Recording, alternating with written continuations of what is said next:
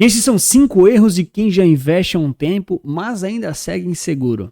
Bom, o primeiro é bem polêmico e muita gente vai entender errado, então vou ser muito claro e muito tranquilo para explicar. Vamos lá. Primeiro é confundir o patrimônio com uma renda. Eu concordo que a grande maioria de nós está investindo pensando em renda passiva, principalmente para aposentadoria. Beleza. Mas você ter patrimônio não quer dizer que você tem renda. E você ter renda passiva só porque recebe dividendos ou faz venda forçada também não quer dizer que é uma renda suficiente. O erro aqui é você olhar para um patrimônio ou então para o fato de estar recebendo e achar que isso vai ser suficiente sem fazer a conta. A grande sacada, claro, é você saber fazer a conta e ver se isso te atende de verdade, de acordo com aquilo que você busca, com o seu padrão de vida. Exemplo clássico, você pega ali R$400 mil, que não é um valor desprezível, vamos lá, né? Não é pouco dinheiro, mas não é suficiente para manter um padrão de vida alto de qualquer pessoa, tá? Eu gosto muito da regra dos 4%. Aqui no Brasil a gente poderia assumir já a regra de 5% em alguns casos. Eu acho um pouco forçado, eu sou um pouco mais conservador, né? E também tem a questão dos impostos que sempre podem pegar a gente de surpresa, então eu gosto de 4%. Mas R$400 mil, na regra ali de 4% de saque, né? Ou de recebimento de dividendos em relação ao seu recebimento já líquido, né? No ano, você estaria ali com mais ou menos 1.400 pila por mês de renda passiva segura, para você não derreter o seu patrimônio só porque está recebendo dinheiro. Ou seja, é bastante dinheiro? É. 400 mil, ninguém quer jogar 400 mil fora. Agora, é suficiente para você com 60 anos se aposentar completamente? Aí vai muito do seu padrão de vida. Talvez você tenha outras rendas, tudo certo, você tem que colocar isso na conta, né? Agora, para quem já é mais velho, cara, R$1.400 é o salário mínimo, né? É difícil viver com um salário mínimo. Enfim, então não confundir só porque tem o patrimônio com a garantia de que isso vai ser suficiente aí para o seu perfil de risco e objetivos. Ah, Antônio, mas e se eu tiver 400 mil e ao invés de gastar só 1.400 eu gasto 5 mil por mês? Aí você está assumindo que esses 400 mil não vão durar para sempre. Eles vão acabar em algum momento, você também tem como fazer as contas. Mas a grande sacada é, cara, talvez com 70 anos ele acabe. Aí tá tudo bem, é uma escolha sua e você é livre para fazer o que quer com o seu dinheiro, claro. Bom, e claro, né, já comenta pra mim qual desses erros você já cometeu, ou se comete algum ainda, ou se cometeu algum pior ainda, que eu quero muito saber e vou responder todos os comentários. O segundo é a continuação do primeiro. Vamos lá. Basicamente é você não projetar esse cenário real, ou pelo menos o cenário desejado. O primeiro erro é confundir patrimônio com renda garantida.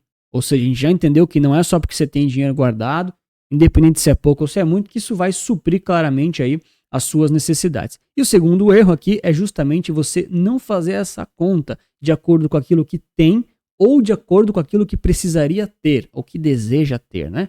Ou seja, o ideal aqui é você planejar os aportes, planejar ali a rentabilidade líquida, planejar retiradas, planejar um pouco da inflação, das suas necessidades, do seu custo de vida. E óbvio que todas as simulações vão dar errado, mas elas vão dar muito próximo daquilo que vai ser.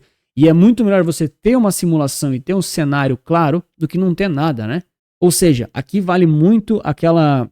Eu falei muito disso no mapa do resultado, né? Que eu explico no detalhe essa questão de viver de renda e fazer os saques ou receber dividendos, independente se você vai por um caminho ou por outro. Mas aqui vai muito de você usar valores não... ilusórios de rentabilidade, né? A gente vê muito aí nas redes sociais. Cara, se você vê, cara, na boa, comenta pra mim. Eu já vi simulações das pessoas fazendo a rentabilidade tipo 15% ao ano, 16% ao ano por 20 ou 30 anos seguidos. Tipo assim, eu tenho certeza que se você investe em renda variável, em bons ativos, até ativos ruins, tá? Você vai pegar um bull market aí, que uma hora você vai dar 17% ao ano, num ano. Você vai conseguir, isso aí é sorte, é tipo um cassino, né? Você fecha os olhos, ali você compra vários ativos de renda variável, uma hora, cara, dá. Agora, por 30 anos seguidos, cara, é uma simulação que é uma ilusão. Tipo, o S&P, eu acho que foi 16% ao ano nos anos de ouro, né? O Warren Buffett foi um pouquinho mais, a exceção suprema da humanidade, né?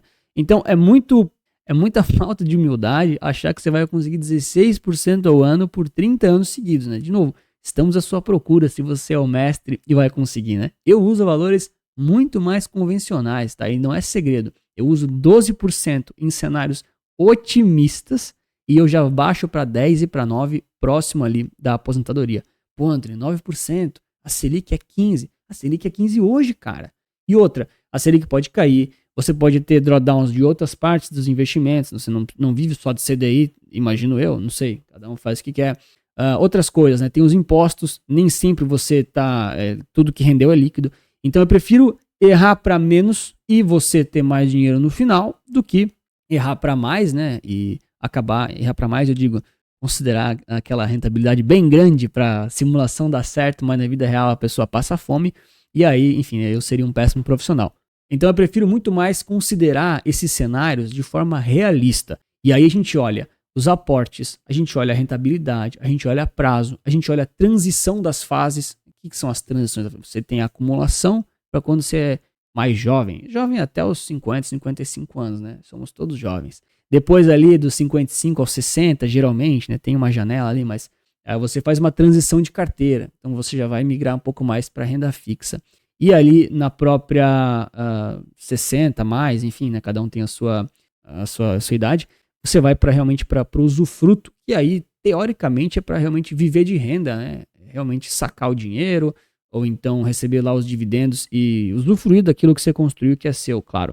Mas aqui o grande erro é não fazer isso, né? Não ter um pouquinho de clareza de como isso pode funcionar para você. E de novo, eu tenho 29 agora, eu tenho quase 30. Eu tenho certeza que se eu botar no Excel que eu fiz, né? Eu fiz o simulador, eu literalmente fiz o modelo com as 3 fases, deu um trabalhão. Beleza. Se eu botar lá o aporte por mês, o meu patrimônio atual, desejado, a inflação, tem que botar a inflação, cara. É óbvio que vai dar errado, mas eu sei que eu vou estar naquele caminho. E mais do que isso, eu sempre sei fazer a conta de quanto eu posso gastar no meu, enfim, né, do meu patrimônio para usufruir. No caso, eu sei fazer para mim, para você, é uma conta genérica, a regra dos 300, a regra dos 4%. Não tem segredo nenhum. Mas a grande questão é não se iludir e fazer a conta. Porque senão você vai botar lá 15%, 16% ao ano. E na realidade você não vai conseguir cumprir isso e aí, infelizmente, vai dar ruim. O que não vai dar ruim é deixar o like e se inscrever no canal. Se você fizer isso, eu vou te agradecer muito. E aí você vai ter mais vídeos como esse. O terceiro erro já é mais estrutural, não tanto de planejamento. E lembrando, né? O título do vídeo são 5 erros de quem já investe há anos, mas continua inseguro. Ou seja, primeiro erro, você tem patrimônio, mas não sabe o quanto isso ali, de fato, permite você a gerar renda, né? O segundo, você está inseguro porque não planejou a sua renda que você está desejando. Então você não está se planejando quanto quer ter de fato, quanto que está investindo de fato, isso te deixa inseguro. E o terceiro erro aqui, ó, é justamente focar nos ativos e não na estrutura. Esse aqui, cara, eu acho que ele é um dos maiores erros que causam aí nas pessoas as emoções na hora errada. Porque, cara, quando o mercado despenca, se você não está tão focado em ativos e está muito mais focado na estrutura, você tem muito mais tranquilidade e paz. Cara, eu já errei muito, né? Como investidor, como amador também. Enfim, hoje para mim é mais fácil falar, porque eu tô aqui, já tenho uma empresa disso e tal, já apanhei muito. Mas hoje eu vejo que, comparado com a forma como a gente aborda o mercado, de quem olha principalmente por classes de ativos versus toda a grande massa, que infelizmente caiu no conto do vigário, né? A galera olha só o ativo em si, você muda muito o foco quando as coisas acontecem. Principalmente para quem tem um plano. Exemplo de agora, da guerra e tal. Pô, guerra, que pena, tá horrível, né? Sim, com certeza. Agora, o que você vai fazer com o seu patrimônio, com o seu portfólio, quando as suas ações caírem? Independente se você tem um ETF ou tá fazendo stock pick, o que você vai fazer? Muita gente aí tá lotado de ativos específicos, porque achou que aquele ativo em si iria bem. Isso pode até ser um ETF, tá? Não tô nem falando que só stock picking vai dar errado. Até alguns ETFs picking, se você tem um ETF muito temático, ETFs alavancados, nessas horas que eles podem cair muito, a galera se assusta. Então, se você tira o zoom, né, olha para fora, né, não olha para o ativo, olha para a carteira. E eu não estou dizendo a performance da carteira, estou dizendo as classes de ativos. Poxa, aquele ativo em si, ele tem um objetivo dentro do seu portfólio. Beleza, todo mundo tem que olhar para o ativo em algum momento. Mas, no contexto geral da sua estratégia, seu perfil de risco, seu objetivo, o percentual que você definiu, você está muito mais tranquilo em seguir comprando ele, porque tem uma razão para isso. Já a grande massa do mercado comprou muitas vezes para fazer uma especulação, que é muito mais complexo do que só comprar achando que vai subir. E aí quando você focou muito no ativo, ele caiu, você não sabe para onde vai a sua carteira, você não sabe exatamente qual que era o seu perfil de risco, qual que era o seu objetivo, e você focou muito no ativo ao invés de focar no sistema, né, no conjunto total daquela diversificação toda que você pode fazer. E aí vai aquelas clássicas perguntas, né? Pô, beleza, esse ativo aí é para quê? É para dar retorno? É para tirar a volatilidade? É para gerar renda passiva, se você gosta? Para que ele serve? Então, tem que ter clareza, cada coisinha que vai na carteira. A maioria das pessoas, você chega e pergunta, legal, esse ativo aqui, ele serve para quê? O cara vai falar assim, é para dar dinheiro. Se ele falar que é para dar dinheiro, ele não sabe exatamente o efeito e a necessidade daquele ativo na carteira. Todo mundo quer que dê dinheiro, né? Isso é óbvio. Quarto ponto é justamente a continuação do terceiro. É justamente você não investir com uma meta clara de prazo e de objetivo. Isso alinhado com o seu perfil de risco. Vamos lá. Eu gosto muito da ideia de trabalhar com as 3 fases, né? A acumulação, transição e usufruto, porque é muito claro, existe uma clareza muito grande para quem não se mergulha violentamente no universo dos investimentos. Eu mergulhei porque eu trabalho com isso, mas a maioria dos meus clientes não tá nem aí, né? Os caras têm médico, advogado, Uber, bombeiro, qualquer outra coisa, e eles não querem saber desse negócio de investimento. Para muita gente isso é chato, eu entendo totalmente. Mas a pessoa consegue visualizar de forma muito mais clara o que ela tem que fazer em cada fase da vida. E isso tira um peso muito grande em relação a esse futuro, né? O que eu vou comprar semana que vem? Pô, meu assessor me ligou, saiu um novo FDIC, vou comprar. Cara, por quê? Onde é que ele entra na carteira? Não, mas ele vai ganhar comissão, aí é com ele. Então, a grande ideia de você investir com prazos e objetivos é te dar clareza para diminuir a dúvida nos momentos que elas aparecerem. E elas aparecem. Isso pode ser nas quedas de mercado, nas oportunidades de um vídeo do YouTube, pode ser num assessor, pode ser uma matéria lá do jornal, e você tem dúvidas. Algum amigo te contou no bar, isso aí tudo acontece. Então, não estou dizendo que é proibido colocar em novos ativos, investir seu dinheiro em outras classes, enfim, mas é muito importante para você ter segurança no médio e longo prazo, segurança pessoal que eu estou dizendo, né? Segurança como investidor mesmo, que você saiba por que está colocando aqueles ativos, qual que é o prazo daquilo que você está imaginando. Se você investe para um prazo de aposentadoria, acumulação, transição, usufruto, aí você coloca percentuais alinhados a isso. Se você investe pensando em comprar uma casa daqui a 2 anos, você coloca ativos percentuais pensando para isso. Mas você tem que ter essa clareza. Não adianta botar tudo em Bitcoin. Eu acho legal Bitcoin, eu sempre falo pra galera, eu gosto. Mas não adianta botar tudo em Bitcoin se você precisa comprar uma casa daqui a 6 meses com aquele dinheiro. Aí vai cair tudo e você vai fazer o quê? Ao invés de comprar uma casa, vai comprar um casebre, porque o ativo desvalorizou. Então, investimentos alinhados com aquele perfil e com o seu objetivo também, claro. E claro, se você curte investimentos e tem mais interesse em saber mais de como montar uma carteira realmente focada para os seus objetivos, perfil de risco, a gente tem a Central RC, e lá você tem todo o método para fazer isso indefinidamente, né? Nunca mais depender de ninguém. E se ainda assim quiser alguma ajuda, tem as carteiras recomendadas para as 3 fases da vida, tem carteira brasileira, americana, irlandesa, tem ativos que pagam dividendos, que não pagam dividendos, tá tudo explicado ali na legenda, tenho certeza que você vai se interessar. E o quinto e último erro é justamente aqui buscar a segurança emocional no mercado na hora que você está se sentindo inseguro. Bom, como eu comentei, os momentos de insegurança, eles vão aparecer, principalmente nas crises, que é mais fácil de visualizar, mas também em alguns momentos pessoais da sua vida. Às vezes você está passando por uma situação que não tem nada a ver com o mercado financeiro, com seus investimentos, mas que as coisas deram uma balançada. E aí você pode se sentir inseguro. E aí, mesmo que as coisas estão indo bem na sua própria carteira, nos seus ativos que você escolheu, você vai procurar mais coisas para se sentir mais seguro, porque você está se sentindo inseguro e você está tentando buscar um equilíbrio. E tudo bem. Agora, o grande ponto é, se você buscar essas validações aí em relação às notícias do mercado, isso é muito superficial e passageiro. Eu vou dar um exemplo. Poxa, você, sei lá, é pai de 5 crianças, tem uma responsabilidade gigante e você foi demitido do dia para a noite. Mas você tem investimentos, você tem reserva de emergência, você se planejou e você nem tem tanta renda variável assim. Mas isso te traz uma certa insegurança. Vamos dizer assim, você não era CLT, então você não tem seguro-desemprego, sei lá. Enfim, pode ser qualquer coisa, né? Você entendeu. E aí o que acontece? Muitas vezes você pode se sentir um pouco inseguro, um pouco incomodado, né? Peguei aqui um caso meio extremo, talvez, né? Enfim. E aí você olha para os seus investimentos e pensa, pô, mas e se as coisas caírem agora? E se alguma coisa desvalorizar?